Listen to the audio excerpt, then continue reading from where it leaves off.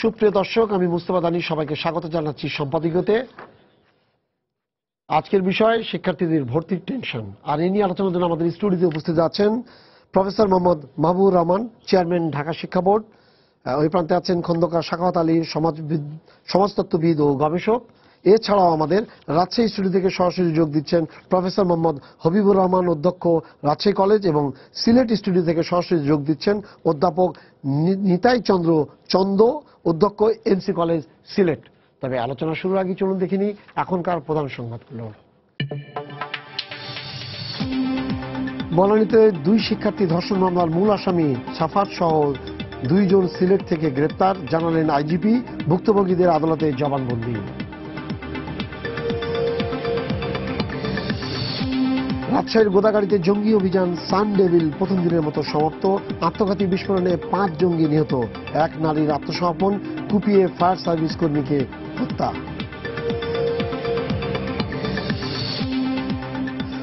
রুটি রুজির জায়গা কলকারখানার ক্ষতি ঠেকাতে মালিক শ্রমিককে সজাগ থাকার আহ্বান প্রধানমন্ত্রী, জানালেন শ্রমিকের উপযুক্ত মজুরি নিশ্চিতে কাজ করছে সরকার।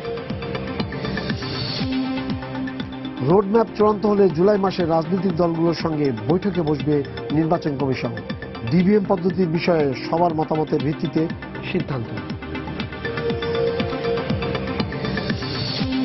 এবং নির্বাহী ম্যাজিস্ট্রেট ভ্রাম্যমাণ আদালত পরিচালনা করতে পারবেন না, হাইকোর্টের রায়, সরকারকে নীতিমালা করার নির্দেশ।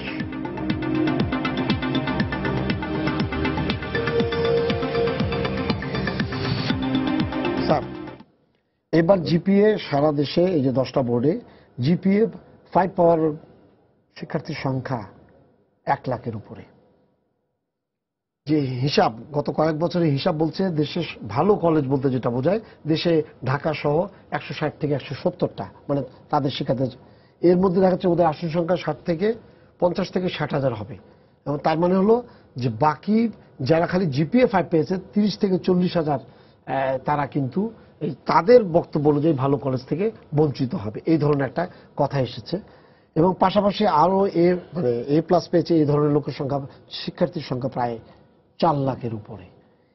এই অবস্থায় এই শুধুমাত্র ভালো কলেজ ছাড়া অন্য কলেজগুলোতে ভর্তির জায়গাটা কেন সহজ এবং উচ্চমানের হচ্ছে না? ধন্যবাদ। আমার মনে হয় এবারের ভর্তির যে নীতিমালা সেটি নিয়ে আমরা একটু কথা বলার সঙ্গত, কেননা আমরা বলবো এই বিষয়টা নিয়ে, বলবো যে ভর্তিটার প্রসেসটা কি হচ্ছে, সমস্যা যেগুলো হচ্ছে আমরা এগুলো নিয়ে বলবো। কিন্তু আমার যেটা হলো যে এই ছাত্রছাত্রী মানে গুলো কোথায়, মানে কিভাবে এই যে ভালো কলেজ খারাপ কলেজের যে ধারণাটি, এই ধারণাটার সঙ্গে আমি একমত নই। আমি একমত নই। আমি তো বিভিন্ন সময়, আমি জানেন যে ফরিদপুর সরকারি রাজেন্দ্র কলেজে আমি দীর্ঘদিন অধ্যক্ষ ছিলাম এবং বিভিন্ন কাজে আমি অনেক প্রত্যন্ত অঞ্চলে গিয়েছি, বিশেষ করে নিয়োগ সংক্রান্ত কাজে, এবং বেশিরভাগই বেসরকারি কলেজে আমরা নিয়োগে যেতাম। টোটাল বৃহত্তর ফরিদপুরে আমি নিয়োগ দিয়েছি, এবং এখন তো ঢাকা বোর্ডের চেয়ারম্যান হিসাবে আমি আরো বেশি আমার মুভমেন্ট আছে। এমন প্রত্যন্ত অঞ্চলে কলেজ আছে যে কলেজগুলির মান অনেক ভালো করছে, তাদের সকল সুবিধা আছে, অবকাঠামো আছে, ভালো শিক্ষক আছে, মাল্টিমিডিয়া সুবিধা আছে, তাদের ভালো সায়েন্সের অ্যাপারেটাস আছে, ভালো উদ্যোগ আছে, ভালো ব্যবস্থাপনা কমিটি আছে। অতএব ভালো মন্দের বিষয়টা কিন্তু ঢালাওভাবে আমাদের আপনি বলছেন আপেক্ষিক, অবশ্যই আপেক্ষিক, নিঃসন্দেহে আপেক্ষিক। এটি ঠিক আছে স্যার, আমি এই ভর্তির ব্যাপারটা নিয়ে আমি আসবো। তার আগে আমরা দেখি রাজশাহীতে প্রফেসর মোহাম্মদ হবিবুর রহমান আছেন, উনি রাজশাহী কলেজের অধ্যক্ষ। স্যার, আপনি কি আমার কথা শুনতে পাচ্ছেন? স্যার, আপনি বলবেন যে এই যে ভালো কলেজ আর খারাপ কলেজ, স্যার না শুনতে পাচ্ছি, গত কয়েক বছর ধরে এটাই চলছে যে যারা ভালো ফলাফল করছে তারা বলছে যে আমরা ভালো কলেজে ভর্তি হতে চাই। আমার জানা মতে বা আমাদের কাছে যে তথ্য আছে, রাজশাহীতে এই সংখ্যা 10-এর উপরে না, এবং যদি আপনি শর্টলিস্ট করেন তাহলে এটা 5-এর উপরে না। কেন স্যার বছর পর বছর 30 বছর ধরে এক একটা কলেজ আছে, কেন শিক্ষার্থীরা বলছে এটা ভালো কলেজ এটা খারাপ কলেজ? ধন্যবাদ। ব্যাপারটি আমার জন্ম লগ্ন হতে, আপনার জন্ম লগ্ন হতে আমরা জানি যে ভালো এবং মন্দের একটি ব্যাপারটি রয়েছে। চেয়ারম্যান মহোদয় বললেন, প্রফেসর মাহবুব সাহেব উনি বলছেন, কিন্তু প্রকৃতপক্ষে সত্য এই যে মানসম্মত শিক্ষা প্রতিষ্ঠানের আমাদের অভাব রয়েছে। এটা চরম সত্য। আমরা রাজশাহীতে আপনি জানেন যে Rajshahi college, new government degree college সহ 4টি কলেজ এখানে রয়েছে, যেখানে উপচে পড়া ভিড়। অথচ পাশাপাশি আরও এখানে 20-25টি কলেজ আছে, অথচ তারা শিক্ষার্থী পায় না। তো কেন এমনটি পায় না? এটা আমাদের কিছু মনস্তাত্ত্বিক, আমাদের কিছু প্রভাব আছে। অভিভাবকদের তাদের একটি মনস্তাত্ত্বিক, তারপর শিক্ষার্থী কেন্দ্রিক এই সব মিলে যখন একটি প্রতিষ্ঠানে শিক্ষা বান্ধব পরিবেশ পাচ্ছে না, উপযুক্ত ভৌত অবকাঠামো পাচ্ছে না, সে একটি নান্দনিক পরিবেশ পাচ্ছে না, ক্লাসরুমের প্রকট অভাব, আমরা যে মানসম্মত শিক্ষা দিব সে শিক্ষার উপকরণগুলো সেখানে পাচ্ছে না, এসব মিলেই তো একটি শিক্ষা। আর যে আসল যে ব্যাপারটি সেটা হলো যে মানসম্মত যখন প্রতিষ্ঠান গড়তে আমি যাব, তখন মানসম্মত শিক্ষকের প্রয়োজন। আমরা কি সেই শিক্ষককে বিষয়ভিত্তিক আমরা প্রশিক্ষণ আমরা সম্পূর্ণভাবে সম্পূর্ণ করতে পেরেছি? যে একজন শিক্ষক বিষয়ের উপর তার প্রগাঢ় জ্ঞান থাকবে, সে শিক্ষাক্রম কিভাবে জানবে, শিক্ষার্থীরা কিভাবে শিখবে, শিক্ষার্থীরা কিভাবে জানতে পারবে, এই সামগ্রিক বিষয়গুলো যতক্ষণ না পর্যন্ত একজন শিক্ষক নিজকে আশ্বস্ত না করতে না পেরেছে, ততক্ষণ সে উত্তম শিক্ষক হতে পারবে না। একজন শিক্ষককে তখনই মনে রাখবে তার শিক্ষা এবং স্মৃতি তার চিরদিন বয়ে বেড়াবে। সেরকম একটি প্রতিষ্ঠানের শিক্ষা এবং স্মৃতি চিরদিন সে তার স্মৃতিতে অম্লান রাখবে যদি সেই প্রতিষ্ঠান থেকে সে সুশিক্ষা পায় এবং সুছাত্র হয়, সুনাগরিক হয়। আপনি জানেন যে এখানে এতগুলো কলেজ থাকা সত্ত্বেও কেন আজকে রাজশাহী কলেজ বা নিউ গভর্নমেন্ট ডিগ্রি কলেজ আর 2-1টি কলেজে এত ভর্তির চাপ? আমি মনে করি এই চাপ থেকে বেরোনোর উপায় যে আমাদেরকে একটি সমতা নিয়ে আসতে হবে। এই প্রতিষ্ঠানগুলো নিশ্চয় সরকার এটা করছেন। আপনারা জানেন যে প্রতিটি উপজেলায় একটি করে সরকারি কলেজ করছে। এটার উদ্দেশ্য একটি, যে অন্যতম উদ্দেশ্য সেই সরকারি কলেজটি মডেল হবে এবং তার আশেপাশের যে প্রতিষ্ঠানগুলো আছে, শিক্ষা প্রতিষ্ঠানগুলো সেই মডেল অনুযায়ী চলবে এবং প্রত্যেকটি উপজেলার নাগরিকগুলি সরকারি প্রতিষ্ঠান। আপনি আমাদের সাথে থাকেন স্যার, আমি আবারও আপনার কাছে আসবো। তারা আমরা চলে যাচ্ছি সিলেটে এমসি কলেজের অধ্যক্ষ নিতাই চন্দ্রর কাছে। স্যার, আপনি বলবেন যে এই যে ভালো কলেজ আর খারাপ কলেজ বা ভালো কলেজ আর মানসম্পন্ন কলেজ নিয়ে কথা উঠেছে, শিক্ষার্থীরা বলছে মানসম্পন্ন তারা যেসব জায়গাতে তাদের মেধা নিয়ে ভর্তি হতে চায় সেটা পাচ্ছে না। আপনার মনে হয় যে এটা ঠিক? কোনো শব্দ নাই, কোনো সেন্সর একই চলতেছে।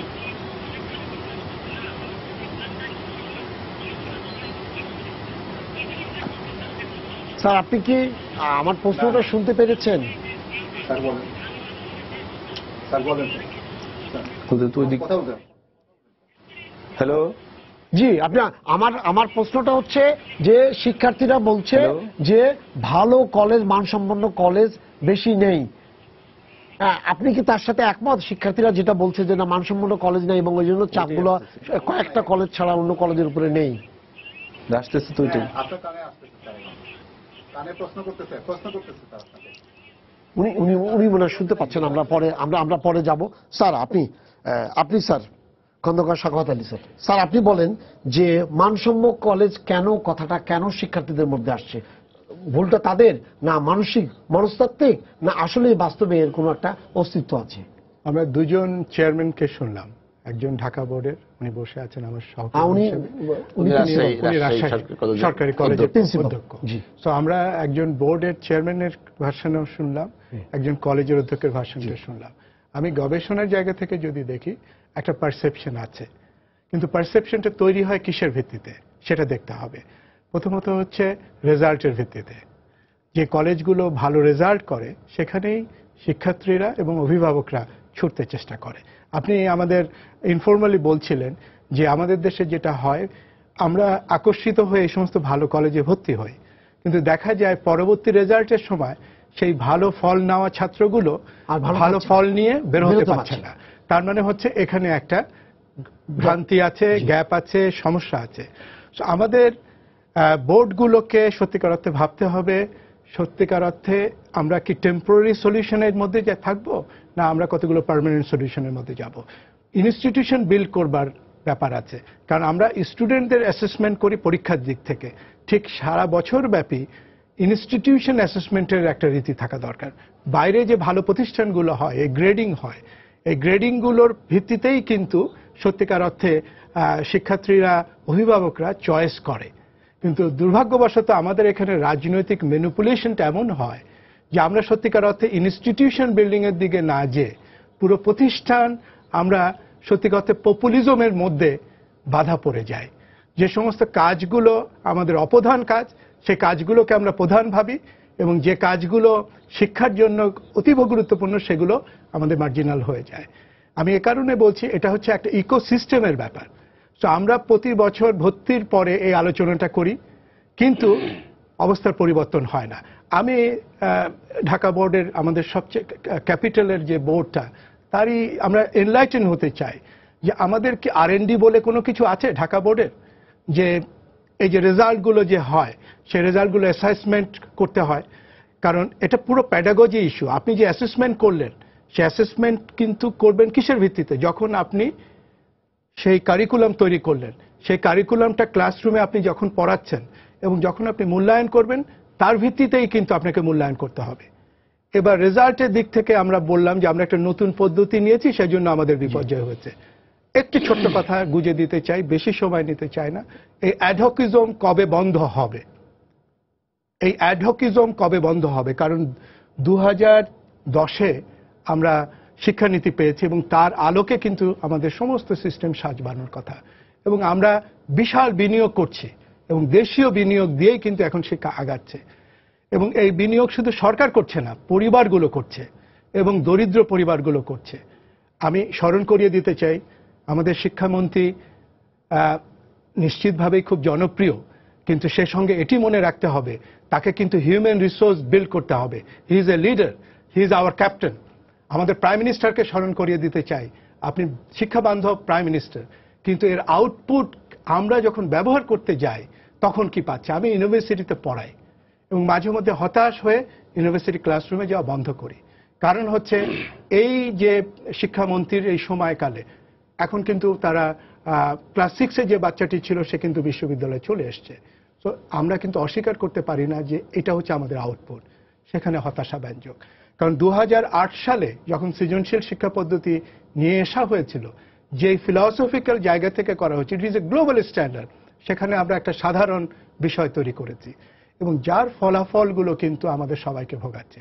আমি শেষ করব একটি কথা বলে, সেটি হচ্ছে যে আমাদের অনেক ভালো কলেজ কিন্তু সেখানে ভর্তি হতে যাচ্ছে না, সেটা আরেকটা সমস্যা। আরেকটা সমস্যার দিক, এগুলো যেটা করতে হবে সেটা হচ্ছে সত্যিকার অর্থে ক্র্যাশ প্রোগ্রামের মতন অন্তত টার্গেট করে করে আমাদের 10টা কলেজ 20টা কলেজ 2 বছর বা 5 বছরের মধ্যে ওই লেভেল বাড়াতে হবে। তো আমি যেটা বলবো যে ওই অ্যাডহকিজম থেকে বেরিয়ে আসার জন্য আমাদের কিন্তু এটা একটা লাক্সই ডুয়েবল একটা পরিকল্পনা দরকার, এবং R&D পার্টিকুলারলি এই জায়গাটা হেল্প করতে পারে। আমরা সিলেটে একটু যাই, অধ্যাপক নিতাই চন্দ্রের কাছে, প্রিন্সিপাল MC কলেজ। স্যার, একটা জিনিস যেটা হচ্ছে যে শিক্ষার্থীরা বলছে যে মানসম্পন্ন কলেজ বেশি নাই এবং এবছর 1 লাখ প্লাস GPA 5 পেয়েছে, কিন্তু হিসাব করে দেখা যাচ্ছে যে আমাদের পুরো দেশে 200-র বেশি তাদের বক্তব্য অনুযায়ী ভালো কলেজ নেই। তার মানে দেখা যাচ্ছে অর্ধেক, যারা 1 লাখ তার অর্ধেকই দেখা যাবে তাদের কথায় যেগুলো ভালো কলেজ সেই জায়গায় ভর্তি হতে পারবে না। আপনি কি তার সাথে একমত যে ভালো কলেজ নেই? হ্যাঁ, ভালো কলেজ এবং মানসম্মত কলেজ, আমার মনে হয় এই দুটো বিষয়ের মধ্যে একটু পার্থক্য আছে। আমি একটু দীর্ঘায়িত করে বলতে চাচ্ছি যে মানসম্মত কলেজ হওয়ার যে ক্রাইটেরিয়াগুলো, যে পূর্ব শর্তগুলো, সেইগুলো যদি আমরা পূরণ করি, কিভাবে আমরা পূরণ করতে পারি? আমরা দেখি অবকাঠামোগত উন্নয়ন, সেটা যদি আমরা নিশ্চিত করতে পারি, আমরা বোর্ডের যে নির্দেশনা অনুযায়ী একটা কলেজকে আমরা পারমিট করি যে পরীক্ষা দেওয়ার জন্য, তার যে ওই শর্তগুলো যদি আমরা সুনির্দিষ্টভাবে পূর্ণ করি, শিক্ষক নিয়োগের বেলায় যদি আমরা স্বচ্ছতা থাকি, আর আমরা যদি যে সিলেবাস আমরা পড়াই সেই সিলেবাস অনুযায়ী আমাদের শিক্ষকদেরকে ওই কারিকুলাম অনুযায়ী বিল্ড আপ করতে হবে, পর্যাপ্ত প্রশিক্ষণের ব্যবস্থা করতে হবে, প্রশিক্ষণের মাধ্যমে শিক্ষকদেরকে আমরা বিল্ড আপ করতে হবে, যার প্রেক্ষিতে মানসম্মত কোয়ালিটি এডুকেশন আমরা নিশ্চিত করতে পারবো। আমাদের শিক্ষকের প্রশিক্ষণের ব্যাপারে যে বিষয়টি আছে, আমাদের যদি সরকারি বেসরকারি এইভাবে পার্থক্য করি, আমরা দেখতে পাচ্ছি বেসরকারি কলেজগুলোর যে ম্যানেজিং কমিটি থাকে তাদের দৌরাত্ম্য অনেক বেশি, তাদের শিক্ষকদেরকে কিন্তু প্রশিক্ষণে তারা পাঠাতে অনীহা প্রকাশ করে। এই দিক থেকে কিন্তু বেসরকারি কলেজের শিক্ষকরা অনেক পিছিয়ে। আমাদের বর্তমান সরকারের যে কারিকুলাম, যে নীতিমালা, ওইগুলার পুরোপুরি ওয়াকিবহাল না, যার প্রেক্ষিতে আমার মনে হয় যে ক্লাস পারফরমেন্স যে বিষয়টি আসে সেটা পুরোপুরি ছাত্ররা সেখান থেকে বেনিফিট পায় না।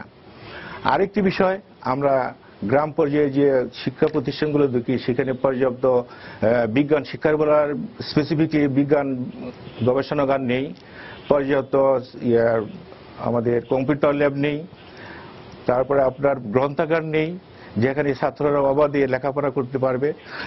এই বিষয়গুলো যদি নিশ্চিত করা যায় তাহলে অবশ্যই আমরা মানসম্মত শিক্ষা নিশ্চিত করতে পারবো।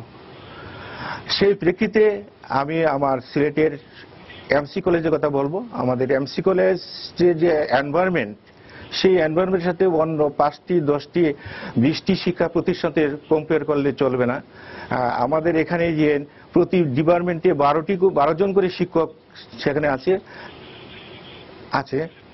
আর তার প্রেক্ষিতে আমার গ্রাম পর্যায়ে একটা স্কুলে একটা সাবজেক্টের এগেইনস্টে একজন শিক্ষক আছে। এইটা যদি আমরা বিবেচনা করি, আমরা 12 জন শিক্ষককে যেভাবে তার বাইরে রোটেশনে ক্লাস করে শিক্ষার্থীদেরকে যেভাবে স্যাটিসফাইড করতে পারবে, একজন শিক্ষার্থী সেইভাবে ওই শিক্ষার্থীদেরকে স্যাটিসফাইড করার কথা না। এই সমস্ত বিবেচনায় আমরা দেখি যে গ্রাম পর্যায়ে শিক্ষা প্রতিষ্ঠান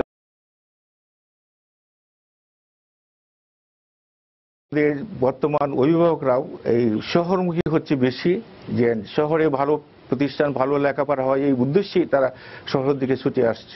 স্যার, আপনি আমাদের সাথে থাকেন, আমরা এই ব্যাপার নিয়ে আপনার সাথে আপনার অন্য বিষয় নিয়ে আরো কথা বলবো। স্যার, আপনি একটু বলবেন, এবার অনলাইনে গত 2 বছর ধরে অনলাইনে ভর্তির পুরো প্রক্রিয়া হয়েছে অনলাইন এবং SMS এর মাধ্যমে, কিন্তু আমরা যে আমাদের যে ডাটা বলছে যে আমাদের 80% ইয়াতেই, মানে যদি শহর কেন্দ্রিক ইয়েগুলো বাদ দেন, সেখানে ইন্টারনেটের যে সুবিধার ব্যাপারটা নেই, SMS এর ব্যাপারটা আমাদের এখানে আছে। কিন্তু খুব মজার ব্যাপারটা হলো যে এই যে 9 তারিখ থেকে শুরু হয়েছে আপনাদের ভর্তি প্রক্রিয়া, ঢাকার খোদ রাজধানীতে আমাদের রিপোর্টাররা বলছেন বিভিন্ন জায়গায় গেছে যে তারা এখনই লকড হয়ে যাচ্ছে। তার মানে হলো যে তারা ইন্টারনেটে ঢুকছে, ঠিকমতো কিছু করতে করতে এত স্পিড স্লো থাকে যে তারা ওই জায়গা থেকে আউটপুট পাচ্ছে না, অথবা তার উত্তর মানে কোড নাম্বারটা না আসাতে সে সাংঘাতিকভাবে পাজল হয়ে যাচ্ছে। এবং গত 2 বছরে কিন্তু এটা হয়েছিল, এবং বুয়েটেরিয়ারা বলছিলেন যে আমরা এটা বাড়ানোর চেষ্টা করছি, কিন্তু এবার কিন্তু শুরুতেও কিন্তু এই জিনিসটা আছে। এবার আপনাদের মিটিং হয়েছে, মিটিংয়ে কিন্তু সিদ্ধান্ত হচ্ছে না, গত 2 বছরে যে ভুলভ্রান্তি ছিল সেই জিনিসগুলো মানে রিকভার করা যাবে কিভাবে? স্যার, যে কথাগুলো বললেন হয়তো আংশিক সাময়িক এই ধরনের সমস্যা হতে পারে, কিন্তু এবছরের ভর্তির যে আবেদনের প্রক্রিয়া, এটি কিন্তু অনেক বেশি নির্বিঘ্ন, অনেক বেশি সুন্দর, অনেক বেশি সাবলীল। আপনি কালকের যুগান্তরেই সম্ভবত এসেছে যে প্রতি মিনিটে সর্বোচ্চ 211 জন ছাত্র তার ভর্তির কার্যক্রম সম্পন্ন করতে সক্ষম হয়েছে। এটা কিন্তু একটা সাংঘাতিক ব্যাপার। এবার আমরা প্রথম থেকেই হিউজ ব্যান্ডউইথ নিয়েছি, হিউজ স্পেস নিয়েছি, এবং ছাত্রছাত্রীদের জন্য কিছু কিছু ক্ষেত্রে যেটা আমরা শুনেছি যে টেলিটকের ফিডব্যাক পেতে এটি একটু সময় লেগেছে, কিন্তু টেলিটকের সঙ্গে কালকে আমরা কথা বলে এটি দ্রুতই রিপেয়ার করেছে। আমি একটি তথ্য দিতে চাই, তাহলে বিষয়টি নিয়ে বিভ্রান্তি কেটে যাবে। আমাদের ভর্তি শুরু হয়েছে 9 তারিখ 12টা 1 মিনিট থেকে। আমার এই আধা ঘন্টা আগের যে তথ্য, সেখানে আমাদের টোটাল অ্যাপ্লিকেশান সাবমিট হয়েছে 3,21,656 জন ছাত্রের, আমাদের ছাত্র হয়তো 15 লক্ষ 16 লক্ষ, 14 পুরনো কিছু ছাত্র থাকে, তাহলে 15 প্লাস, কিছু আমাদের উন্মুক্ত বিশ্ববিদ্যালয় থেকে আসে, প্লাস মাইনাস 15 লাখ স্টুডেন্ট আমাদের দিবে। এই দুদিনও হয়নি বলতে গেলে, এখানে 3,21,656 জন তারা সম্পূর্ণরূপে নির্বিঘ্নে কিন্তু এই কাজটি সম্পন্ন করেছে। এবং সেখানে 2,73,659 জন তারা অনলাইনে ঢুকেছে এবং SMS এ ঢুকেছে 48,937 জন। এবং প্রতিটি ছাত্র যেহেতু 10টি করে কলেজে চয়েস দিতে পারে, এই আমার 3,21,656 জন ছাত্র তারা আবেদন করেছে 17,11,412টি শিক্ষা প্রতিষ্ঠান, এবং এটা সাকসেসফুলি ডান। স্যার এই জায়গায় এই অভিযোগটি কিন্তু টিকছে না। ঠিক আছে স্যার, এই অভিযোগটা আমরা বলছি এই কারণে বাংলাদেশের যত জায়গায় নেটওয়ার্ক গুলো আছে স্যার, কোন জায়গাতে নেটওয়ার্ক স্লো চলে না। ঢাকাতে যখন এই অবস্থা হয়, আপনি কোন একটা পার্টিকুলার জায়গায় যাবেন যে নেটওয়ার্ক পাচ্ছেন না, বাইরের গুলো কিন্তু খুবই কিছু কিছু জায়গা আছে যেখানে নেটওয়ার্ক পাওয়াটা খুব ডিফিকাল্ট। আমি কিন্তু একদম জেলা সদরের কথা বলছি, আমি কিন্তু গ্রামের কথা বলছি না। আমাদের নেটওয়ার্কিং সিস্টেমে যেটা আছে, সবাই যা বলছে 3G সব জায়গায় নাই স্যার। এবং যেহেতু আমরা নিজেরা আমাদের নেটে নিউজ নিয়ে আসি এবং তারা তখন বলে যে ঘন্টার পর ঘন্টা একটা টিপ দেওয়ার পরে বন্ধ হয়ে যায়, লাইন চলে যায়। এই জায়গাতে আমাদের ক্ষেত্রে আমরা ব্যাপক ভিত্তিতে এই জিনিসটা ব্যবহার করি, আইটি আমরা ইন্টারনেটের জায়গাটা। এখন আপনাদের এখানে যেটা আছে, আপনারা বলেছেন যে অনলাইন হলে 150 টাকা লাগবে এবং সে 10টি যোগ করতে হবে। তাহলে স্যার SMS জন্য প্রতি SMS এর জন্য একটা 120 টাকা করে কেন? এটি প্রতি কলেজের জন্য, SMS তো কলেজের জন্য, হ্যাঁ SMS তো লটে আনা যাচ্ছে না স্যার। কিন্তু এখন দেখেন একজন মনে করেন গ্রামের একটা লোকের জন্য SMS করে যেভাবে সহজ তার বাড়িতে মোবাইল রেখে করা সম্ভব, তার বাড়িতে কিন্তু অনলাইনে কোনো কিছু না। তাকে একটা উপজেলায় যেতে হবে অথবা কোনো একটা বিজনেস সেন্টারে যেতে হবে বা স্কুলে যেতে হবে 2 মাইল 3 কিলোমিটার গিয়ে, তারপরে তাকে করতে হবে মানুষের উপর নির্ভরশীল, যেটা সে বাড়িতেই SMS করে করতে পারতো। সেক্ষেত্রে দেখা যাচ্ছে যে SMS এর যে আমাদের যে নেটওয়ার্কটা যতটা স্ট্রং, ততটা কিন্তু আমাদের দেশে অনলাইন না। সেক্ষেত্রে আপনারা SMS করলেই তার কাছ থেকে প্রতিটা অনলাইন যে অনেক স্ট্রং সেটি কিন্তু তথ্যই বলছে না। কিন্তু আপনি যেটা বলছেন স্যার, আপনার তথ্য বলছে কি যে আপনি প্রতিটা জায়গাতে SMS এর জন্য, আপনি প্রতিটা ইয়ার জন্য, একটা বক্তৃতার জন্য, প্রত্যেকটা আবেদনের জন্য আপনি 120 টাকা নিয়ে নিচ্ছেন। 120 টাকা নিচ্ছি। এখানে আমাদের কতগুলো বাস্তব বিষয় আছে। আমরা কিন্তু যেহেতু দেশটি ডিজিটালাইজেশনের দিকে যাচ্ছে এবং ইতিমধ্যে আমরা অনেক কিছু অর্জনও করেছি, আমরা কিন্তু এনকারেজ করছি অনলাইন অ্যাডমিশনের অ্যাপ্লিকেশন, এবং সেটি কিন্তু আপনি দেখছেন যে এবার অধিকাংশ শিক্ষার্থী কিন্তু অনলাইনেই কিন্তু ঢুকেছে এবং না স্যার ওই যে SMS এ ঢুকবে না এত টাকা।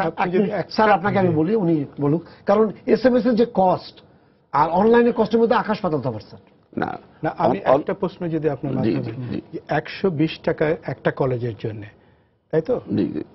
এই 120 টাকাটা দুটো পার্টনার আপনারা, বোর্ড কলেজ, 3টে পার্টনার, বোর্ড কলেজ আপনারা কোঅর্ডিনেট করছেন, কলেজ হচ্ছে তা আপনাদের এবং সার্ভিসটা দিচ্ছে হচ্ছে টেলিফোন কোম্পানিগুলো। এই 120 টা আরেকটা পার্টনার আছে আমাদের বুয়েট সরকারি প্রতিষ্ঠান। আমাদের এখানে ম্যাক্সিমাম হচ্ছে সরকারি প্রতিষ্ঠান এবং সেখানে টেলিটকও সরকারি প্রতিষ্ঠান, অন্যরা যারা প্রাইভেট সেক্টর সেটা হচ্ছে গ্রামীণ বা অন্যগুলো। এখন এই যে মার্জিন শেয়ারটা কিভাবে হচ্ছে আমি এটা একটু শুনতে চাই, পাবলিকলি জানার অধিকার আছে মানুষের। এই 120 টাকা কে কত টাকা পাচ্ছে সার্ভিস চার্জ হিসেবে? এটি টেলিটক এর থেকে একটি শেয়ার কত পাচ্ছে সেটা, তারা কত পার্সেন্ট পাচ্ছে? 8 to 10% যাচ্ছে। 8 to 10% টেলিটক। গ্রামীণও সেটা পাচ্ছে সবাই? গ্রামীণ না, SMS শুধু টেলিটক, সরকারি প্রতিষ্ঠান হিসেবে সরকারিটি নির্ধারণ করে দিয়েছে। শুধু টেলিটকে সার্ভিস দিচ্ছে, আর কিন্তু অন্যদের নেওয়া যেত না প্রাইভেট? না, এটি সরকারি সিদ্ধান্ত। ভালো, তাহলে টেলিটক যেহেতু সরকারি প্রতিষ্ঠান, আমরা সরকারি প্রতিষ্ঠানটাকে 8% তারা নিচ্ছেন। 8% আর আমরা ম্যাক্সিমাম কলেজগুলোকে এই টাকাটি ম্যাক্সিমাম দিচ্ছে। আমি এখন পার্সেন্টেজটি বলতে পারবো না। কলেজের কি এত টাকা প্রয়োজন এটার জন্য? কলেজ অনেক কাজ করছে, সেখানে তারা এই ভর্তির সঙ্গে খুব বেশি টাকা আসে না, কিন্তু না খুব বেশি কম না। আমি না খুব কম টাকাই আসে। 100 টাকায় 8 টাকা 10 টাকা হবে হচ্ছে টেলিফোন কোম্পানি পাবে, 110 টাকা পাবে আপনি যদি কলেজকে বলেন। আপনার কথা অনুযায়ী কলেজ প্রত্যেকটা ভর্তি হ্যান্ডেল করার জন্য 110 টাকা পাবে না, 110 বুয়েটকে আমরা প্রতিটি ছাত্র এই টোটাল কার্যক্রম পরিচালনার জন্য তাদেরকে 20 টাকা দিতে 20 টাকা যাবে, তাহলে 30 টাকা যাচ্ছে, 90 টাকা কলেজ পাচ্ছে। না, এর মধ্যে আমাদের শিক্ষা বোর্ডের কত পাচ্ছে? শিক্ষা বোর্ড কত পাচ্ছে? 2% মতো শিক্ষা বোর্ড, সেটা খুবই মার্জিনাল। আমরা কলেজগুলোকে আমরা 80 টাকাই পাচ্ছে। আমরা যদি কলেজগুলোর হিউজ কাজ আছে, অনেক বড় কমিটি কাজ করে এবং সেখানে তাদেরকে অনেক কাজ করতে হয়। ওখানে 10টা কলেজের জন্য 150 টাকা দিয়ে আপনি করাতে পাচ্ছেন, এখানে একটার জন্য এটা করাতে হচ্ছে। এখানে কিন্তু বিষয় আছে, এখানে 10টি কলেজের জন্য আবেদন করলেও যে কলেজে শিক্ষার্থী ভর্তি হচ্ছে ওই টাকাটি সেই কলেজে কিন্তু পাচ্ছে। আচ্ছা, ওই কলেজ টাকা পাচ্ছে, অতএব সেদিক দিয়ে কিন্তু খুব আনব্যালেন্স সিচুয়েশন না। ওই 150 টাকাটি কিন্তু যে কলেজে সে ভর্তি হচ্ছে, যেমন ঢাকা কলেজে গত বছর 30,000 আবেদন পড়েছিল। আমি যদি খুব সরল অঙ্কে বুঝি তাহলে 10টা কলেজের জন্য 15 টাকা খরচ পড়ছে একটা কলেজে আবেদন করার জন্য। কিন্তু যে ওই ডিভাইড হয়ে যাচ্ছে আসলে, যে আপনার মোবাইল যার এক্সেস আছে সে কিন্তু 120 টাকা একটা কলেজ, অর্থাৎ তাকে 1200 টাকা 10টা কলেজে অ্যাপ্লাই করতে হলে তাকে 1200 টাকা, সরল অঙ্কে যেটা 1200 টাকা খরচ করতে। না, 1200 টাকা এটি আসলে আপনারা এটা ভাববেন ডিজিটাইজেশনের পার্সপেক্টিভ থেকে, এটা কিন্তু সিটিজেন হিসেবে আমি গরিব মানুষ, আমার টেলিফোন আছে, আমার বাচ্চাটি এই টেলিফোন ব্যবহার করে অ্যাপ্লাই করতে হবে, আমার টাকা কম কিন্তু আমাকে পে করতে হচ্ছে বেশি। কিন্তু অনলাইন সুবিধা আপনারা জানেন একেবারে গ্রাম অঞ্চলে চলে গেছে প্রত্যেকটি কলেজে, যদি অনলাইন সুবিধা আছে, স্কুলে অনলাইন সুবিধা আছে। কম না, কিন্তু আপনি ফিগারটা দিলেন, আপনি আপনার ফিগার দিয়ে আমি কথা বলছি, বিকজ এটা তো আপনাদের তথ্যের ভিত্তিতে গবেষক হিসেবে আমাদের কথা বলতে হয়। খুব কম না, প্রায় 3,21,000 বললেন এই 3 দিনে অনলাইনে, আর এসএমএস এ হচ্ছে 48,000। খুব কম না, সংখ্যাটা অনেক। ঠিক আছে, আমরা এই পর্যন্ত রাখছি। মানুষ বিবেচনা করবে, এটা আমার মনে হয় ভবিষ্যতে চিন্তা করার প্রয়োজন আছে। আমরা একটু স্যার রাজশাহীতে যাই। প্রফেসর হাবিবুর রহমান স্যার, আপনি বলবেন, মানে যেটা হয়েছে দেখা যাচ্ছে যে সরকারি কলেজগুলো, বিশেষ করে জেলা সদরের সরকারি কলেজগুলো মোটামুটি ভাবে শীর্ষ স্থানের মধ্যে থাকে এবং ওদের চাহিদার, ওইখানে ছাত্রছাত্রীদের ভর্তির চাহিদাটা অনেক বেশি থাকে। কিন্তু দেখা যাচ্ছে যে ঢাকা থেকে আরম্ভ করে একদম জেলা সদর পর্যন্ত প্রত্যেকটা সরকারি কলেজে সবচেয়ে ভালো ছাত্রগুলো অধিকাংশ জায়গাতে GPA 5 ছাত্র নেওয়া হয়, কিন্তু এই কলেজগুলোতে ভর্তি হওয়ার পরে পুরোটাই কিন্তু GPA 5, কিন্তু যখন তারা পাশ করে বেরোচ্ছে তার 60%ই GPA 5 থেকে ঝরে যাচ্ছে। এর কারণটা কি স্যার? যে কথাটা আমি বলছিলাম আগে, যে একটি মূল্যায়নের ব্যাপার, একটা সেলফ অ্যাসেসমেন্ট যেটা আমরা এসে বলি, সেটা হওয়া দরকার। এটা আমাদের মাউসি যে এভালুয়েশন যে সেল আছে সেটি আমাদের কাছে এটি প্রত্যেকটা কলেজের কাছ থেকে যে চেয়েছিলেন কিছুদিন আগে, যে কতজন আমি GPA 5 ভর্তি করাই আর কতজন বের হতে পারে, বের হয়। এই ডাটা অত্যন্ত হতাশাব্যঞ্জক। হ্যাঁ, এই ডাটা পাওয়ার পরে স্যার আপনাকে আমি বলছি, কারণ এই ডাটাতে কোনো কিছুই নাই। GPA 5 পেল, ভর্তি করালো, দেখা গেল যে পেল 150 জন অথবা 200 জন। কেন পেল না? এই জবাবদিহিতাটাই তো আমাদের উচ্চ মহল থেকে আমাদের পর্যন্ত বিস্তৃত। এই জবাবদিহিতার অভাবে আমাদের রয়েছে, আমাদের স্বচ্ছতার অভাব রয়েছে। এখান থেকে আমাদেরকে বের হতে হবে। আমরা GPA 5 ভর্তি করাচ্ছি, তাহলে আমরা যদি মানসম্মত যদি শিক্ষা প্রতিষ্ঠান বলে আমি দাবি করি, তাহলে একটু খারাপকে আমাকে তো ভালো করতে হবে, ভালোকে আবার খারাপ করে আমরা বের করছি। সুতরাং এই দুটি জিনিস তো একত্রে চলতে পারে না। এর মাঝখানে আমি একটু কথা বলি স্যার। আমার কাছে যে তথ্যটা আছে সেটা হলো নারায়ণগঞ্জে আদিনজনগর আছে, যেখানে 2014 সালে 944 জন GPA 5 ভর্তি করেছে। 2016 সালে যখন উচ্চ মাধ্যমিক পাশ করেছে, হ্যাঁ, তাতে সেটা নেমে গেছে মাত্র 15 জনে 944 থেকে। ঠিক একইভাবে কুমিল্লা ভিক্টোরিয়া কলেজে 2014 সালে 1008 জন GPA 5 পাওয়া ভর্তি হয়েছে, 2016 সালে এটা নেমে এসেছে 334 জনে। একইভাবে দেশের সবগুলো আপনি যেটা বললেন যে মাউসি এরিয়াতে, তাতে দেখা যাচ্ছে যে ৩৯,০০০ জিপিএ 5 ভর্তি হয়েছিল, এর মধ্যে মাত্র ১৪,০০০ জিপিএ 5 পেয়েছে, আর বাকিগুলো জিপিএ 5 থেকে হটে গেছে স্যার। রিভার্স আছে এর অনেক আমরা যারাকে আমরা নামি দামি শিক্ষা প্রতিষ্ঠান বলি না, অথচ তারা জিপিএ 5 ভর্তি করা হয়তো ৫-৬ জন, কিন্তু তারা বের করে অনেক ভালো রেজাল্ট বের করছে। এগুলোকে মূল্যায়ন করতে হবে, এটাই আমি বলছি। এগুলোকে গুরুত্ব দিতে হবে। যে কথাটা আমি বলছিলাম যে রাজশাহী কলেজের কথা ভাবলে তো হবে না যে আমি যে কয়টা জিপিএ ভর্তি করেছি সেই কয়টাই আমি পাস করাচ্ছি। আমরা সামগ্রিক প্রেক্ষাপট যদি বিবেচনা করি, আমার মনে হয় যে ছেলেটি জিপিএ 5 নিয়ে এসএসসি পাস করলো, নিশ্চয় তার মধ্যে কোয়ালিটি আছে, তার মধ্যে তার যে মেধা আছে সে মেধাটাকে আরো জাগ্রত করার দায়িত্ব হলো কলেজের। তারপরে কলেজ থেকে যখন ইউনিভার্সিটিতে যাবে, উচ্চশিক্ষা প্রতিষ্ঠানে আরো তাকে জাগ্রত করবে। সুতরাং এই জাগরণটা যখন আমরা সৃষ্টি করতে না পারবো, তার মধ্যে স্ট্রমিং যখন আমি সৃষ্টি করতে না পারবো, তখন তো সেই শিক্ষা প্রতিষ্ঠান ব্যর্থ। এই জন্য নেতৃত্ব। আমাকে আরেকটা প্রশ্ন আমার একটু জানা দরকার। রাজশাহীতে শুধুমাত্র রাজশাহী সরকারি কলেজ, ওই সিটি কলেজ আর ৩-৪টা কলেজ বছরের পর বছর ধরে এই দায়িত্ব পালন করছে। বাকি কলেজগুলো যারা ৫০-৬০ বছর বাংলাদেশ স্বাধীন হওয়ার পরে যেসব কলেজগুলো হয়েছে, তারা কেন আসতে পারছে না? ইয়াটা কোন জায়গা, সমস্যাটা কোথায় স্যার? ইনশাআল্লাহ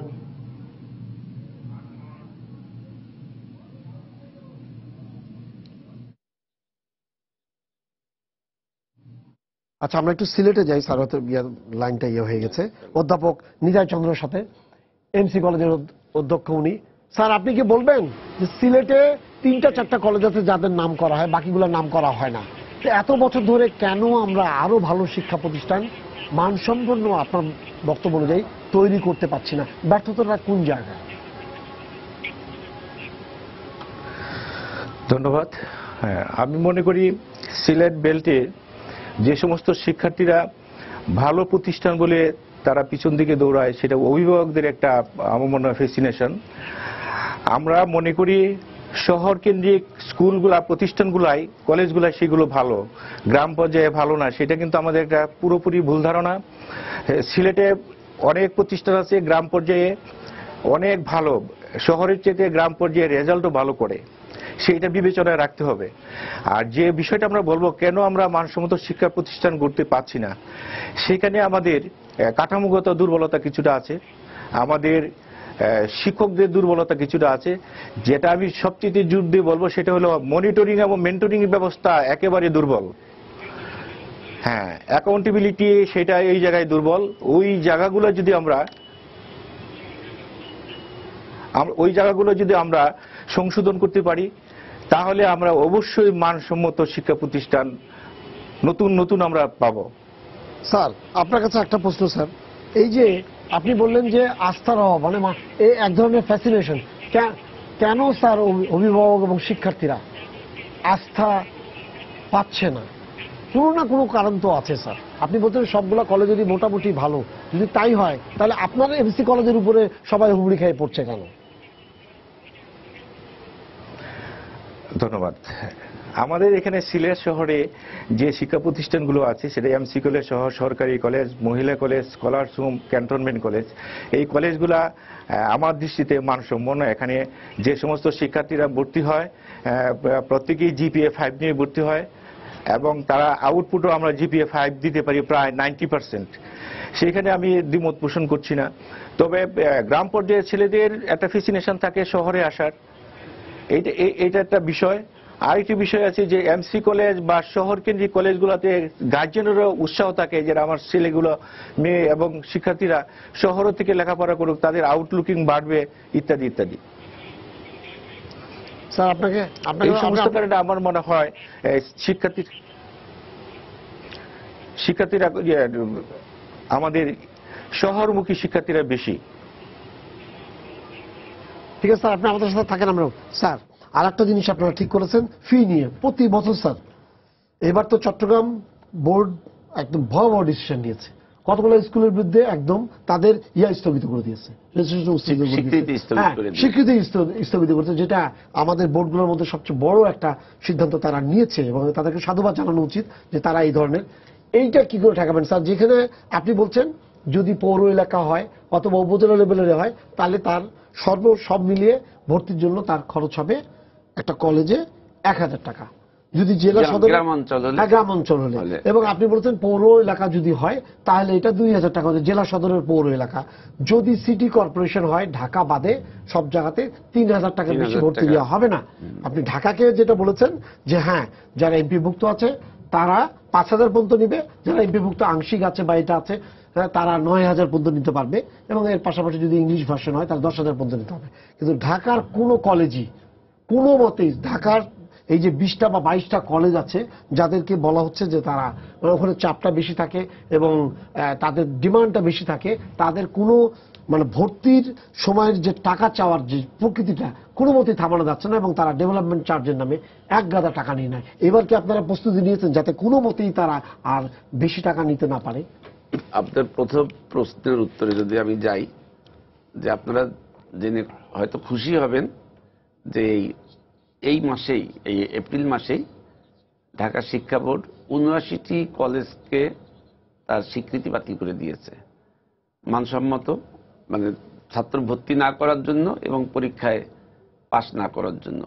আমাদের 95টি শিক্ষা প্রতিষ্ঠান আমরা তালিকা করেছিলাম, তার মধ্যে তাদেরকে আমরা কারণ দর্শিয়েছিলাম, এবং এর মধ্যে 79 বাদে যে কলেজগুলি তারা যে উত্তর দিয়েছে এবং তাদের যে সক্ষমতা আমরা ফিল্ড ভিজিট করে দেখেছি, যে তাদেরকে আমরা ভেবেছি যে তারা হয়তো এটা দ্রুত বা আগামীতে ডেভেলপ করবে। কিন্তু 79টি শিক্ষা প্রতিষ্ঠান সম্পর্কে খুব হতাশাজনক চিত্র পেয়েছি, এবং আমরা বেসরকারি আমরা এটা বন্ধ করে দিয়েছি। এটি আমি মনে করি যে সময় উপযোগী একটি সিদ্ধান্ত নেওয়া হয়েছে। আর দ্বিতীয়টি যে প্রশ্ন বললেন, এখানে কিন্তু ঢাকাতে যে 10,000 বা 9,000 এটি কিন্তু ইনক্লুডিং 3000 ডেভেলপমেন্ট সহ, সেই ক্ষেত্রে কিন্তু আমার ডিসপ্যারিটিটা না, কিন্তু ঢাকার যদি আপনি প্রথম 5টা কলেজের নাম বলেন, আমি নাম বলতে চাই না, তারা কেউই 15,000 টাকার নিচে। গতবারও কিন্তু আপনারা টাকা ফেরত দেওয়ার কথা বলেছেন, এবং সবচেয়ে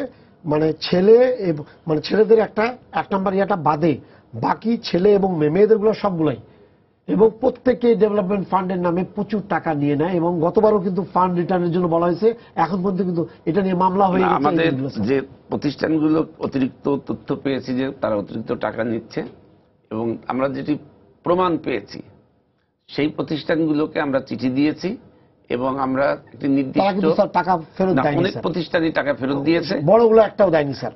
সেটি বড় প্রতিষ্ঠানে টাকা যে বেশি নিয়েছে এর কিন্তু সুনির্দিষ্ট প্রমাণ আমাদের কাছে নাই। কারণ হচ্ছে আমরা প্রত্যেকটি বড় প্রতিষ্ঠান যেখানে আমরা অভিযোগ পেয়েছি, পত্রপত্রিকায় লেখা হয়েছে, আমরা কিন্তু ওই প্রতিষ্ঠানগুলোর যে পে স্লিপ ছাত্রদের কাছ থেকে আমরা কিন্তু বিভিন্ন কৌশলে আমরা পে স্লিপগুলো দেখেছি। সেখানে কিন্তু 10,000 নির্ধারণ আছে, আপনি দেখবেন 9,540 টাকা কিন্তু লিখে নিচ্ছে স্যার, নিয়ে নিচ্ছে তো স্যার, টাকা তো নিয়ে নিচ্ছে, বলছে যে অমুক চার্জের নামে 3,000 টাকা আন্ডারহ্যান্ড হয়ে যাচ্ছে। অভিভাবকদের কাছে অনুরোধ করেছি, শিক্ষার্থীদের কাছে বলেছি যে তোমরা যে অতিরিক্ত টাকা দিচ্ছ এটি আমাদের কাছে লিখিত অভিযোগ দাও। স্যার এখানে একটা সমস্যা আছে, স্যার বলি, এই যে আপনি লিখিত বললেন স্যার, এই যে লিখিত বললেন ওরা আমাদের কাছে চলে আসছে, আমি একটু কথা আমাদের কাছে চলে আসছে, আমাদেরকে কিন্তু বলে দিচ্ছে, এবং ওপেন ইয়াতে আমাদের টিভির সামনে বলে দিচ্ছে যে হ্যাঁ এইটা নিয়েছে। কিন্তু আপনারা যখন বলছেন তখন স্যার আপনাদের কাছে এই তথ্যগুলো থাকছে না। আমাদের কাছে যদি না বলে, ঢাকা শিক্ষা বোর্ডের কাছে বা প্রপার অথরিটির কাছে যদি তারা লিখিত অভিযোগ না করে, ইভেন মৌখিকও করে না, করে না, কখনই তারা অভিযোগ করে না। আমরা বরং চেষ্টা করি তাদের কাছ থেকে বিভিন্ন সার্চিং কোশ্চেন করে বাস্তব চিত্রটা নেওয়ার জন্য। কিন্তু বিভিন্ন এর পিছনে কিন্তু কারণও আছে। অভিভাবক কখনই আমরা ডেকেছি অভিভাবকদের বিভিন্ন প্রতিষ্ঠান যাদের নামে এই ধরনের অতিরিক্ত অর্থ নেওয়ার অভিযোগ আছে, কিন্তু অভিভাবকরা বলে যে না, আমাদের যে স্লিপটি দিয়েছেন 10,000 নেওয়ার কথা ছিল, এখানে 9,840 টাকা নিয়েছে, এর বাইরে তারা 1 টাকাও নেয়নি। তখন শিক্ষা বোর্ড সমূহের তারা হেল্প কিছু করার থাকছে না, ইভেন মৌখিক অভিযোগটাও করে। 3,000 টাকা নিয়ে নিচ্ছে ইয়া ফি বাবদ, কিন্তু এটা আবার কাগজের মধ্যে লেখা নেই। এটি তো তখন আমরা কিভাবে ব্যবস্থা নেব? বলেন স্যার, এই পদ্ধতিটা এখানে যেটা আছে এটা কি করে ঠেকানো যায় স্যার? একজন রাষ্ট্রীয় কর্মচারী হিসেবে আমাদের ঢাকা বোর্ডের চেয়ারম্যান যা বললেন, জি, সে আলোকে যদি কথা বলতে হয়, আমি একজন গবেষক হিসেবে উইথ এভিডেন্স কিছু কথা বলছি। সেটা হচ্ছে 2011 সালে সম্ভবত এটা কেস হয়, কোর্ট ইনজেকশন করে, এবং সেই ইনজেকশনের পরে পিপিএসসি থেকে অ্যাকশন এডের একটা ফান্ডে আমরা দুজন, হোসেন জিল্লুর এবং আমি, একটা স্টাডি করি, এবং সেটা মূলত ঢাকা, চিটাগং বড় শহরগুলোকে, এবং সেখানে আমরা সত্যিকার অর্থে 20টি থেকে 30টি কলেজ আইডেন্টিফাই করি। তো এই স্টাডির ভিত্তিতেই সাহায্য করার চেষ্টা থেকে আমরা করি। যে বিষয়টি উনি বললেন সেটা রাষ্ট্রের অসহায়ত্ব, আমি মনে করি এটা অসহায়ত্ব না, এটাই হচ্ছে রাষ্ট্রের প্রতিষ্ঠানগুলোর দুর্বলতা। যে ভিকটিম সে ইন্ডিভিজুয়ালি যে নিজেকে যদি বলে যে এই নিয়েছে, তাহলে ইন্ডিভিজুয়ালি ভিকটিম হওয়ার সম্ভাবনা থাকে। তো রাষ্ট্রের একটা অর্গান, আমি মনে করি যে শিক্ষা মন্ত্রণালয় একটা অর্গান হওয়া উচিত, যেটা ইভ্যালুয়েশন টিম, যেটা মনিটরিং টিম, তাদেরই এই দায়িত্ব। তারা এই জায়গায় যে সরকারের যে পরিপত্র বাস্তবায়ন করছে না কলেজগুলো, সেই জায়গা থেকে তারা কিন্তু সেই জায়গাটা করা দরকার। এবং এই জায়গাটাই কিন্তু সংকটের জায়গা। আপনার মনে আছে এডুকেশন মিনিস্টার দুটো বিষয় নিয়ে অসম্ভব উচ্চকিত ছিল এবং আমরা আশাবাদী হয়েছিলাম। একটা হচ্ছে কি, একটা হচ্ছে কোচিং বাণিজ্য, নোট বই বন্ধ করা, ব্যর্থ হয়েছেন, এবং উনি পরবর্তীতে বলেছেন যে এদের নেটওয়ার্ক এত হাজার কোটি টাকার, সেটা ভাঙা যাবে না। তো রাষ্ট্র যদি এরকম আত্মসমর্পণের লাইন নেয় এবং কোনো মন্ত্রী এটা বলার পরে যদি টিকে থাকে, তো সেটা তো এখানেই এই জিনিসটা ঘটবে। একই জিনিস ঘটেছে এই জায়গাতেও। তো এই জায়গাতে সত্যিকার অর্থে একটা মাফিয়া, এডুকেশনের কেন্দ্র করে একটা মাফিয়া গ্রুপ হয়েছে। আপনি চিন্তা করেন, একই জিনিস হয়েছে এডুকেশনে প্রাইভেট ইউনিভার্সিটিগুলো, যাদের নিজস্ব ক্যাম্পাস থাকবে না, কতবার সময় বদল হয়েছে, কিন্তু কিছু, অথচ পলিটিক্যালি ম্যানিপুলেশনের মধ্য দিয়ে 100 ইউনিভার্সিটি দেওয়া হয়েছে। তো এই জায়গাগুলোকে আমরা সত্যিকার অর্থে শিক্ষানীতির মূল স্পিডের সঙ্গে আমরা কি রাখতে পারছি? এই কারণে আমি ইথসটার কথা বলছিলাম। কারণ আপনি প্রাইমারি থেকে যে ট্রান্সফর্মটা হলো 8 পর্যন্ত, আমরা এডুকেশন সিস্টেমের বাস্তবায়নের জন্য বললাম যে আমাদের এখন থেকে মৌলিক শিক্ষা হচ্ছে 8 পর্যন্ত, সেটি আমরা হস্তান্তর করে দিলাম প্রাইমারি এডুকেশনে। আমি ওইটা নিয়ে কাজ করি কোনো রকম প্রস্তুতি ছাড়া। ওইখানে একটা অ্যাডভোকেজম হলো, এখান থেকে যা বেরোবে সেটাই তো আপনার সেকেন্ডারিতে হবে। আরেকটি জিনিস আমরা কিন্তু লক্ষ্য করছি না, সেটি হচ্ছে প্রাইমারি এডুকেশনে রাষ্ট্রের যে ইনভেস্টমেন্ট ছিল সেই 90-এর দশক থেকে এখন কিন্তু আমাদের উপর লেভেলে দরকার ইনভেস্টমেন্টটা। সরকার বড় একটা প্রজেক্ট নিয়েছে এই প্রথমবারের মতন, সেটা হচ্ছে মাধ্যমিকে। এটা খুব সাধুবাদ করি, কারণ আমাদের প্রাইমারিতে যে চিত্রটা হচ্ছে পাবলিক সেক্টর সম্পূর্ণটা, মাধ্যমিকে কিন্তু ঠিক উল্টোটা। 3% হচ্ছে সরকারি কলেজ, আর 97% হচ্ছে প্রাইভেট। সো এই জায়গাতে একটা গুণগত ব্যালেন্সেরও ব্যাপার, গুণগত মানের জায়গাটা হাত দিতে হবে। এটা তো এক সত্যিকার একটা ম্যাসি অবস্থাতে আছে। তো এই জায়গাতে আমি যেটা মনে করি, আপনাদের মিডিয়ার এই সমস্ত আলোচনাগুলোর মধ্য দিয়ে নীতি নির্ধারণের জায়গা থেকে, এই জায়গাগুলো পপুলিজমের জায়গা থেকে, আমি একেবারে জোর করজোর বলছি, জাতির স্বার্থে আমাদের যে হিউম্যান রিসোর্সে আমরা যে অর্থ ব্যয় করছি, এটা যদি রিটার্ন আনতে হয়, মধ্য আয়ের দেশে যদি যেতে হয়, শিক্ষার সঙ্গে আপোষ করা যাবে না, শিক্ষার কোয়ালিটির সঙ্গে আপোষ করা যাবে না। এটা যদি আমরা আপোষ করি, এটার কিন্তু বাই জেনারেশন আমাদের ডিফল্ট হিসেবে জাতিকে গুনতে হবে, এবং উৎপাদনশীলতায় এটার কিন্তু একটা নেতিবাচক প্রভাব পড়বে। আপনি দেখেন, একটা ফিগার দিই শুধু, আমাদের প্রাইভেট ইউনিভার্সিটি, পাবলিক ইউনিভার্সিটি মিলে কত MBA BBA তৈরি করে, কিন্তু আমাদের হোল ইন্ডাস্ট্রির যে গ্রোথটা, আমাদের সার্ভিস সেক্টরের যে গ্রোথটা, এটা কিন্তু পার্শ্ববর্তী দেশের মিড লেভেলের হিউম্যান রিসোর্স এনে পূরণ করতে হচ্ছে। এই ব্যর্থতার দায় কিন্তু আমাদের নিতে হবে। স্যার, শেষ পর্যায়ে আছি স্যার, আপনিও বলেন এবারের পুরো ভর্তি প্রক্রিয়া সবকিছু মিলিয়ে আপনি কতটা আশাবাদী যে না, এইবার গত 2 বছরে যে ভুলভ্রান্তিগুলো ছিল বা যে সমস্যাগুলো ছিল এবার থাকবে না? আসলে ভর্তি প্রক্রিয়াটি নিয়ে আরো বেশি বিস্তারিত কথা বলার দরকার ছিল। আমাদের শিক্ষার্থীরা, আপনাদের যে বিষয়টি নিয়ে আমরা শুরু করেছিলাম যে শিক্ষার্থীরা টেনশনে রয়েছে, এই বিষয়টি আসলে একটু বিস্তারিত যদি আলোচনা করতাম, তাহলে শিক্ষার্থীরা অভিভাবকরা উপকৃত হতো। এবার আমরা ভর্তি নীতিমালায় অনেক মৌলিক পরিবর্তন এনেছি। জি, আমরা যে দেখেছি। পরিবর্তনগুলো আসলে আমাদের সময়ের অভাবে বা আমরা অন্যদিকে আলোচনার বেশি সময় দিলাম, আমরা মূল যে আলোচনার ক্ষেত্রটি ছিল সেখান থেকে কিন্তু আমরা অন্যদিকে সরে গিয়েছি। এবার ভর্তি প্রক্রিয়াটা গত 2 বছরের অভিজ্ঞতা, মাস পার্টিসিপেশন, বিভিন্ন সময় আমাদের মিটিং এবং নানাভাবে আমরা বিভিন্ন জনগোষ্ঠীকে সম্পৃক্ত করে যে প্রাপ্ত মতামত এবং আমাদের অভিজ্ঞতাকে মিলিয়ে আমরা যে ভর্তি প্রক্রিয়াটি এবার করছি বা যেটা চলমান আছে, এটি নিঃসন্দেহে অনেক বেশি ছাত্র বান্ধব, অনেক বেশি টেনশন মুক্ত, অনেক বেশি নির্বিঘ্ন হবে এবং এটি আপনারা মিডিয়া নিশ্চয়ই আপনারা বিষয়টি সবসময় দেখতে পাবেন এবং আমি নিশ্চিত করে বলছি এবারের ভর্তি প্রক্রিয়াটি অত্যন্ত পারফেক্ট হবে বা নিয়ারার টু পারফেকশনে আমরা চলে যেতে সক্ষম হবে বলে আমি দৃঢ়ভাবে বিশ্বাস করি। এবং শুরু থেকেই অন্য সময় যে বিভিন্ন বিঘ্ন সৃষ্টি হয় আমাদের আবেদনে বা আপনি যেটি বললেন এটি খুবই সাময়িক ছিল, সেটি আমরাও জানি, খুবই সাময়িক ছিল এটা, কিন্তু এবার আপনি আশা করছেন যে এই ধরনের কোনো নিঃসন্দেহে ব্যর্থ হবে না এবং ভালো থাকবে।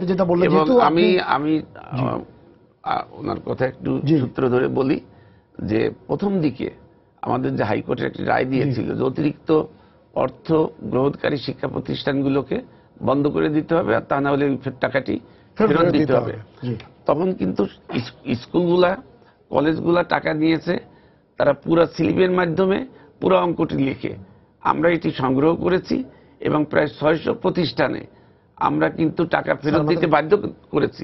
তারা প্রত্যেকটি ছাত্রকে টাকা ফেরত দিয়েছে, ডকুমেন্ট দিয়েছে, শিক্ষা অফিসারের সার্টিফিকেট দিয়েছে।